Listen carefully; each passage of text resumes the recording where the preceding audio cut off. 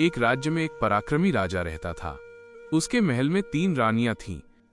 पहली रानी अत्यंत सुंदर थी, दूसरी रानी अत्यंत बुद्धिमान थी, तीसरी रानी अत्यंत रहस्यमयी और मौन रहने वाली थी।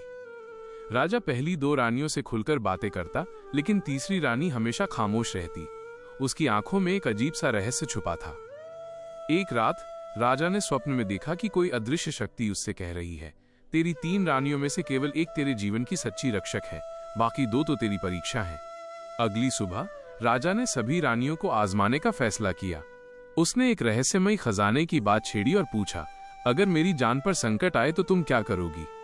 पहली रानी बोली, मैं तेरे साथ मर जाऊंगी, तुझे अकेला नहीं छोड़ूंगी। दूसरी रानी बोली, मैं अपने ज्ञान से तेरी रक्षा करूंगी, तेरे लिए युद्ध की रणनीति बनाऊंगी।